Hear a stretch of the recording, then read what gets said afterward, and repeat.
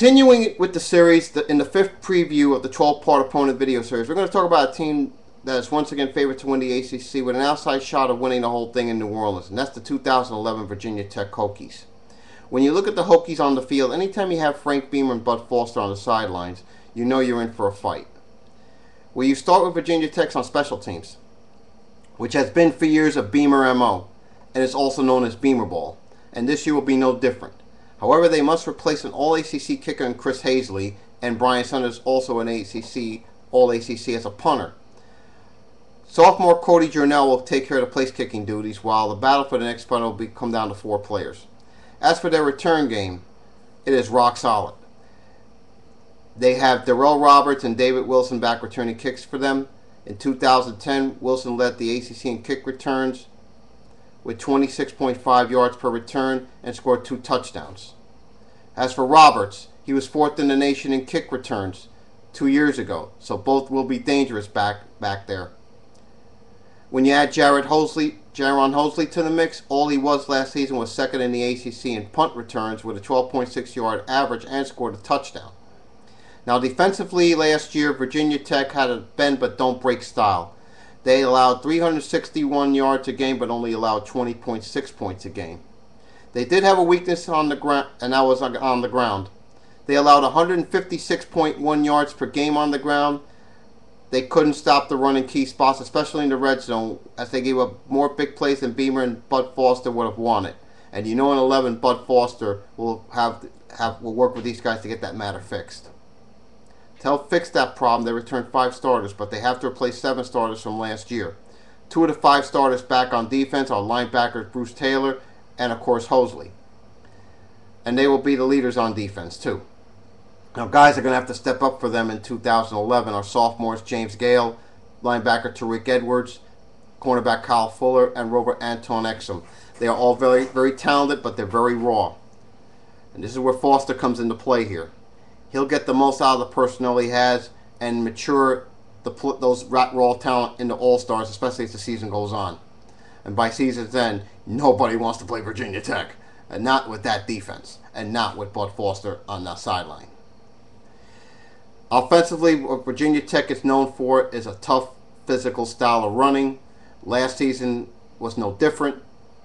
They had one of the most prolific offenses in the country, especially on the ground, where they rushed for over 200 yards a game, and in total offense averaged almost 404 yards a game, and they averaged 33.9 points a game.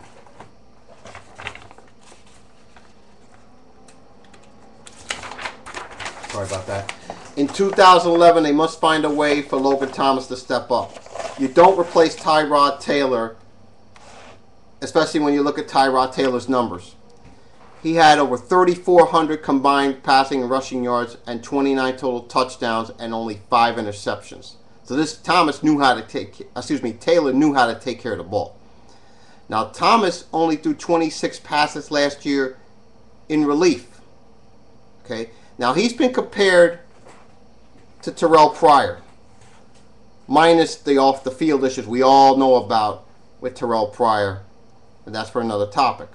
But anyway, in the backfield, they're going to have to replace 3 of their 4 top rushers from last year, and that includes Taylor. Ryan Williams and Darren Evans have both gone to the league. David Wilson is going to be the workhorse here. He had 113 carries for 619 yards and 5 touchdowns last year, and he also had 15 catches and 4 touchdowns receiving. Now, Josh Ogilvie is a senior. Okay, he had to play fullback because of injuries last year. But he moves back to tailback this year and will get a lot of carries as the backup, and you'll see a lot of carries out of Oglesby this year. Now, sophomore Tony Gregory tore his ACL last year, but with him healthy, he'll get some carries as well, especially when Beamer's offense, which is very heavily run oriented. And what it does is it wears opponents down, especially when Virginia Tech has a lead. Because when Virginia Tech has a lead, you know they're going to go to the running game. And they're going to start wearing you down and being very physical. And to prove that point, on the offensive line, they returned 4 starters from last year. But they lose Bo Warren at center. And it's going to be up to Andrew Miller, a sophomore, to fill those big shoes of Warren, which all Warren was a stud at center. But when you look at this line, it has potential to be one of the best in the ACC, if not in the country. And they are led by second-team All-ACC players Blake DeChristopher and right guard James Brooks. Now, let's look at the Hokie schedule. Last year they went to Landover, Maryland for a very tough game with Boise, losing a heartbreaker late. But in 2011, it's not going to be as tough. Yes, they host App State in the opener. And that's not going to be an easy opponent. You don't believe me? Ask Michigan. And they go to East Carolina, which, by the way, beat the Hokies 2 years ago. And they host Arkansas State, and they travel to Marshall before they've been in conference play. And once in conference play, they host Clemson, Miami, Boston College, and Carolina. And they have their two biggest opponents in the Coastal, Miami and Carolina, both coming into Blacksburg. They do have to go to Wake, Duke, Georgia Tech, and have their rivalry game with Virginia at the end of the year. And of those teams, only Georgia Tech is going to pose a real serious threat to Virginia Tech. And really, that's really not much. Okay. Some think Virginia Tech might easily run the table until Charlotte, where they could end up running into Florida State. Now, the one thing that may keep Virginia Tech out of a trip to New Orleans on January 9th is that non-conference schedule, which is absolutely pathetic. Okay.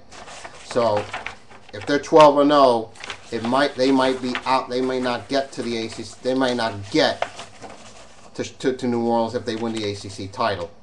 Now, realistically, when I looked at that schedule, their only tough game is Miami at home on October 8th. If they get by the Canes, then I could possibly see them running the table all the way to Charlotte, like I said.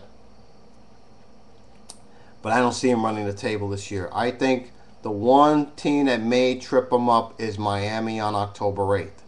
So my prediction for the Hokies in 2011 is 11-1 with the only loss to Miami and not going to Charlotte. Now, in part 6 of the 12-part video series, I will talk about another team that has gone through hell this offseason, and that's the North Carolina Tar Heels. See you then. Bye-bye.